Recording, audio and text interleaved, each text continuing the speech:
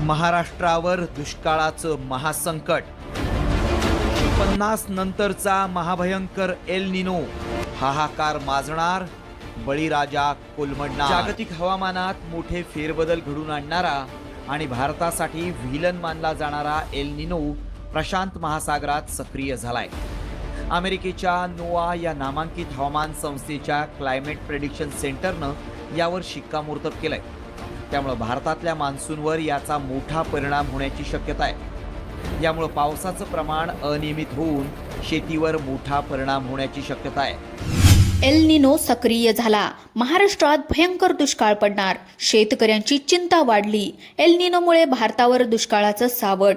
पावसाबद्दल सर्वात मोठी धक्कादायक बातमी समोर आली असून जून महिना अर्धा संपत आलाय, पण महाराष्ट्राच्या देशाच्या अनेक भागांमध्ये अजूनही पावसाला सुरुवात झाली नाही।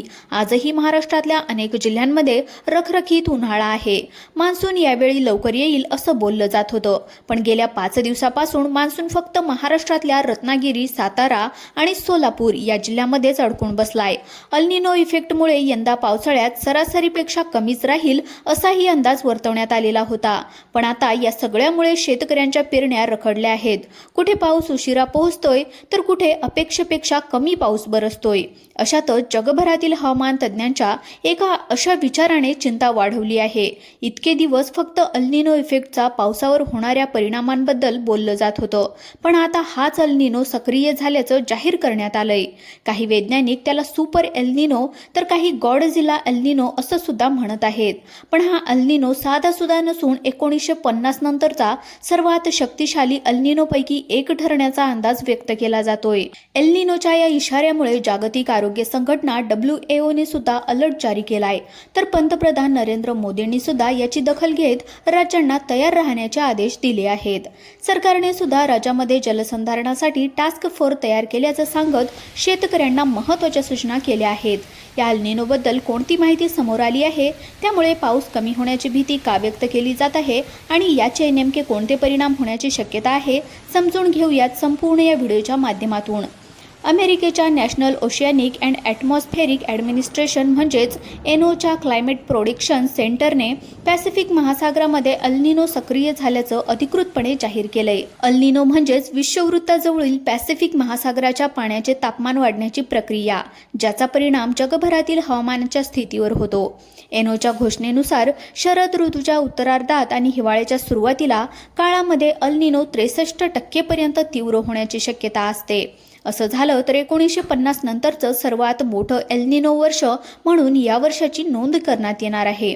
यासोबतच अल निनो डिसेंबरमध्ये अतितीव्र होऊ शकतो आणि तो फेब्रुवारी 2027 पर्यंत सक्रिय राहू शकतो असाही अंदाज NOAने व्यक्त केलेला आहे। यामुळे या वर्षामध्ये भारतासह जगभरातल्या काही देशांमध्ये उष्णता राहण्याची शक्यता व्यक्त केली जात आहे।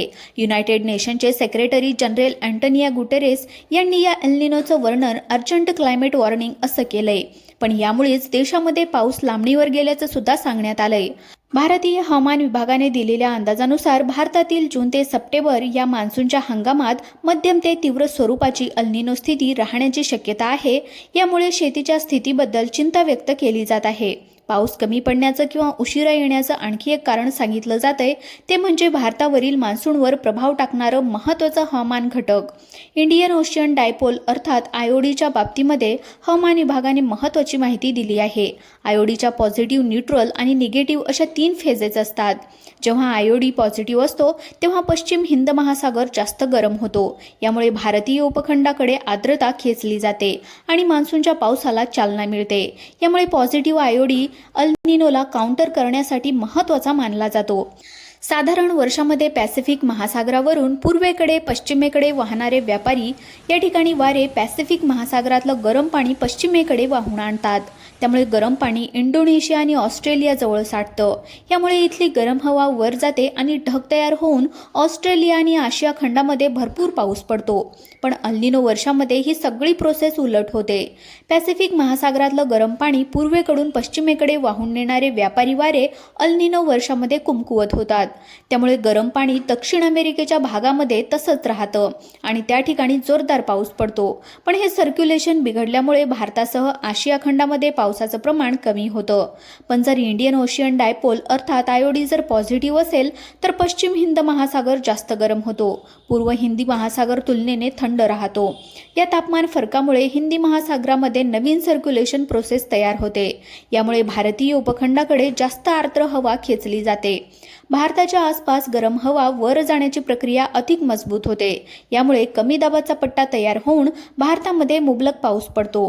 पण अल्निनोला काउंटर करणारा हा IOD मान्सूनच्या पूर्ण हंगामामध्ये न्यूट्रल म्हणजेच तटस्थ राहण्याचा अंदाज IMDने वर्तवलाय. यामुळे अल्निनोचा प्रभाव जास्त प्रभावीपणे जाणवणार असल्याचं सांगितलं जातंय. यामध्ये आणखी भर म्हणजे सध्या वेस्टर्न डिस्टर्बन्स यामुळे सुद्धा मान्सूनचा वेग मंदावला असून तो मध्य भारतामध्ये पोहोचायला आणखी काही दिवस लागू शकतात असं भारतीय हवामान विभागाच्या एका वरिष्ठ अधिकाऱ्यांनी माध्यमांना सांगितलंय. जून ते सप्टेंबर या कालावधीतील मान्सून साधारणपणे 1 जूनच्या सुमारास केरळमध्ये दाखल होतो आणि जुलैच्या मध्यापर्यंत संपूर्ण देशभरामध्ये पसरतो. पण यावेळेस यंदा केरळमधील त्याच्या आगमनाला आधीच 3 दिवस उशीर झालाय. त्यामध्ये एल्निनो आणि वेस्टर्न डिस्टर्बन्समुळे पावसाचा जोर कमी राहणार असून काही ठिकाणी दुष्काळाचं सावट राहू शकतं असा अंदाज वर्तवला जातोय. हवामान अभ्यासक मयुरेश प्रभुणे यांनी माध्यमांना दिलेल्या माहितीनुसार जेव्हा तीव्र एल्निनो असतो तेव्हा त्याचे परिणाम जगामध्ये ज्या पद्धतीने असतात तर ते हमखास होतात असं आतापर्यंतच्या नोंदणीवरून दिसून आलंय. त्याच्यापैकी भारत किंवा भारतीय उपखंडावरचा परिणाम म्हणजे या भागामधला सरासरीपेक्षा पाऊस कमी होतो. त्यामुळेच IMDने यंदाचा पाऊस सरासरीपेक्षा 90% राहू शकतो असं म्हटलंय. पण अशा परिस्थितीमध्ये त्याचं प्रादेशिक वितरण पण कमी जास्त असतं. त्यामुळे ज्या भागामध्ये पाऊस आधीच कमी पडतो त्या ठिकाणी त्याचं प्रमाण आणखीच कमी होतं. तसं झालं तर दुष्काळासारखी स्थिती या ठिकाणी उद्भवू शकते असं प्रभुणे यांनी सांगितलंय. मान्सूनच्या प्रगतीपासून जे काही जुलै ऑगस्टमधले सक्रिय कालखंड असतात ब्रेक असतात तर त्याच्यावर सुद्धा अल्निनोचा प्रभाव राहण्याची शक्यता आहे. त्यामुळे हा संपूर्ण हंगामच अल्निनोच्या प्रभावाखाली राहण्याची शक्यता आता निर्माण झाली आहे असं हवामान अभ्यासकांनी सांगितलंय. या सगळ्यांचा परिणाम म्हणून देशामध्ये पुढच्या 11 दिवस ठराविक भागांमध्येच पाऊस पडेल. पण हा पाऊस सुद्धा खंड पडून पडणार आहे. पण संपूर्ण देशामध्ये मान्सून पूर्णपणे सक्रिय व्हायला जुलै उजळू शकतो. पण अल्निनोमुळे जुलैच्या उत्तरार्धामध्ये पावसाचं प्रमाण कमी होण्याची भीती व्यक्त केली जात आहे. याचा शेती आणि पाणी पुरवठ्यावर परिणाम होऊ शकतो असं सुद्धा सांगितलं जात आहे. ही सगळी परिस्थिती लक्षात घेता भारत सरकारने सुद्धा याची दखल घेतली आहे. सुपर एल्निनोच्या वाढत्या धोक्याची दखल पंतप्रधान नरेंद्र मोदी यांनी नीती आयोगाच्या 11व्या गव्हर्निंग कौन्सिल बैठकीमध्ये राज्यांना जलसंधारण, सेंद्रिय शेती आणि दुष्काळ व्यवस्थापनाची तयारी आत्तापासूनच सुरू करण्याचे निर्देश या ठिकाणी दिलेले आहेत.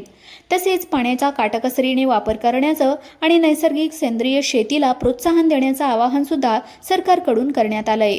अल्निनोमुळे मान्सूनवर परिणाम होऊन अपुरा पाऊस, दुष्काळ सदृश परिस्थिती आणि शेतीवरील ताण सुद्धा वाढू शकतो. त्यामुळे राज्यांनी दीर्घकालीन उपाययोजना आणि स्थानिक पातळीवर तयारी मजबूत ठेवावी असे आदेश मोदींकडून आता राज्यांना देण्यात आले आहेत. तर मुख्यमंत्री देवेंद्र फडणवीसांनी सुद्धा अल्निनोच्या धोक्याबाबत भाष्य केलंय. अल्निनोसाठी आपण तयारी करत आहोत. त्यासाठी टास्क फोर्स तयार केलेला आहे आणि जलसंधारणाची कामं मोठ्या प्रमाणावर कशी पूर्ण करता येईल हा आपला प्रयत्न. पाऊस कमी पडल्याच्या नंतर मोठी धरणं कामी येत नाहीत. पाऊस कमी पडल्याच्या नंतर जलसंधारणाची छोटी स्ट्रक्चर्स कामी येतात. त्यामुळे त्यावर आपण खूप मोठ्या प्रमाणावर भर दिलाय. प्रत्येक जिल्ह्याला टार्गेट देऊन जलसंधारणाची स्ट्रक्चर्स कशी पूर्ण करायची याबाबत आपण सांगितलं आहे असं सुद्धा फडणवीसांनी सांगितलंय. तसेच शेतकऱ्यांनी पेरणीची घाई न करता आतापर्यंत ज्याप्रमाणे संयम ठेवलंय त्याचप्रमाणे राज्य सरकारच्या सूचनानुसार पेरणी करावी असं सुद्धा फडणवीसांनी सांगितलंय. अल्निनोमुळे भारत आणि महाराष्ट्रामध्ये निर्माण झालेल्या या परिस्थितीबद्दल तुम्हाला नेमकं काय वाटतं आम्हाला कमेंट करून नक्की सांगा. आणि अशाच माहितीपूर्ण व्हिडिओसाठी आपल्या YouTube चॅनलला सबस्क्राईब अवश्य करा. धन्यवाद.